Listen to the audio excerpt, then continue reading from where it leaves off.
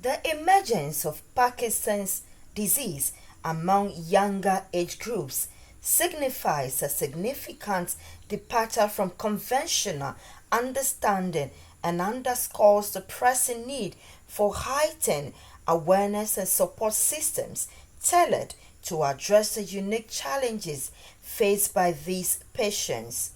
Speaking about the evolving landscape of Parkinson's disease, Dr. Cham emphasized the importance of collective efforts in providing comprehensive care and support to patients, regardless of Certain age. challenges we are dealing with as far as care for Parkinson's disease is concerned. There are four gaps that we are trying to close. The first one is the awareness gap. People being aware that it is a disease is a problem because some people attribute it to old age, others attribute it to spiritual problems and a lot of other things. So that is the first challenge we face, raising awareness that it is a disease. Secondly, diagnosing Parkinson's disease is difficult, even for healthcare workers. Even for some doctors, it's difficult to diagnose Parkinson's disease because it's not something they see often.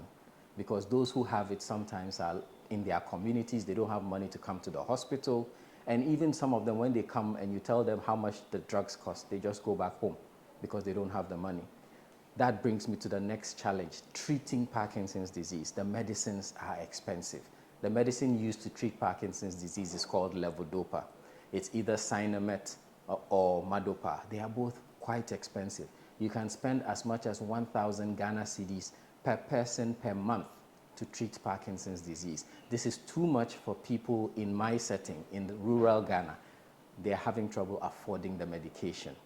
The last challenge is about information about Parkinson's disease. How common is it in Ghana? How common is it in Africa? What causes it? What are the genetic factors, scientific factors? We are lacking quite a bit of knowledge about Parkinson's disease because we realize that what causes it in black Africans is different from what causes it in whites, in Caucasians, is different from what causes it in Arabs and other races. Therefore, we cannot borrow research or data. We have to do our own and find out what is causing it. So these are the four gaps we are trying to close with the TRAPCAF project. TRAPCAF stands for Transforming Parkinson's Care in Africa. There are 7 African countries that are part of this. It is funded by the UK's National Institute of Health and Care Research under the umbrella of Newcastle University. So we are working with people in South Africa, in Tanzania, Kenya, Egypt, Ethiopia, Nigeria, and then Ghana. In Ghana, we are working with Kolebu Teaching Hospital and Komfonoche Teaching Hospital. We would like to appeal to the government to consider the needs of people with Parkinson's disease. It is a disease that mostly affects the elderly, above 60, but we have started seeing it in young people, as young as 28, 30 years of age. We suspect that it is linked to chemicals within our environment. It can be pesticides, it can be petrochemicals.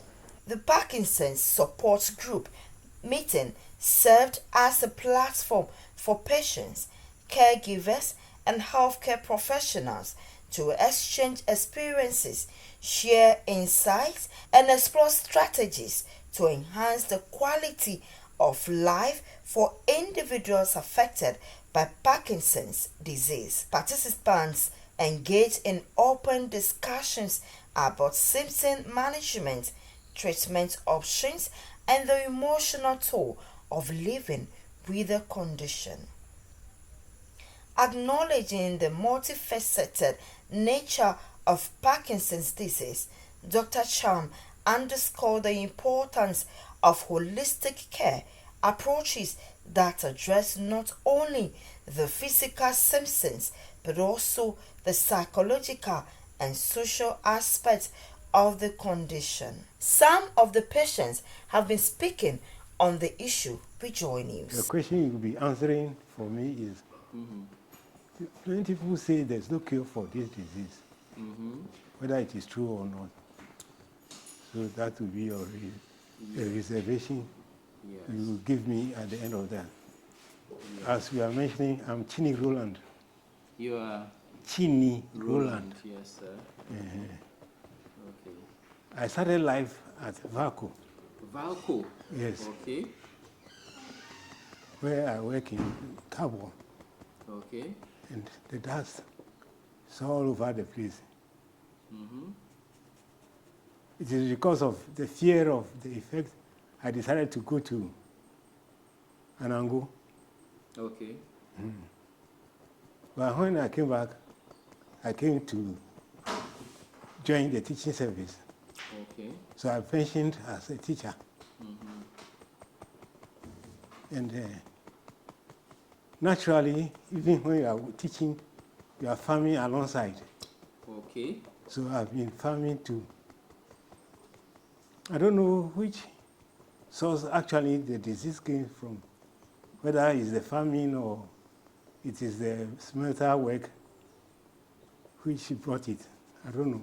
Daddy, did you use weedicide or pesticides in your farming? Plenty. Plenty. Do you remember some of the names? And About, where did you go? about 2 years to my pension. 2 years to your pension. That is in 2012. So the thing started around 2010.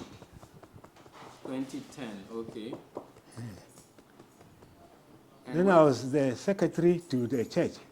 Okay. But anytime I take the pen now to write, then I see that the hand shakes so much.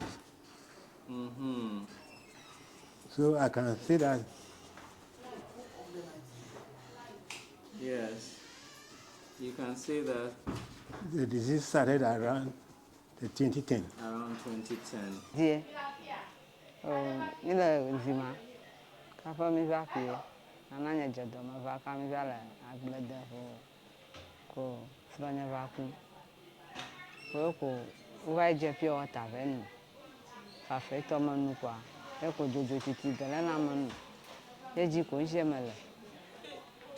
I block my dear mother, I come out or this after This is my reason. I was putting up this thing. But because of the disease, it has left. And then my grandfather's house here, the walls are broken.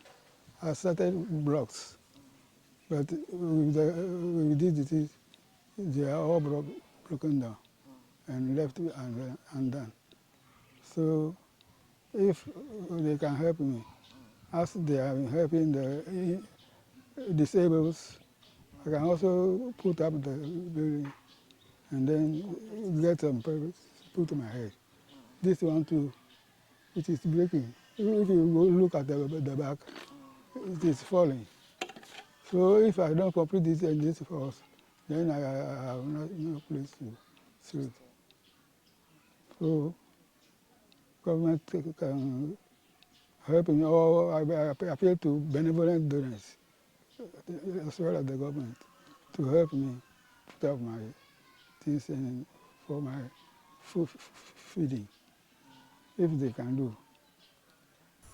By fostering a culture of empathy, understanding, and support, communities can play a pivotal role in helping Parkinson's patients lead fulfilling and dignified lives, irrespective of age and circumstance. Ivy Sotoji, Joy News, Sugakope.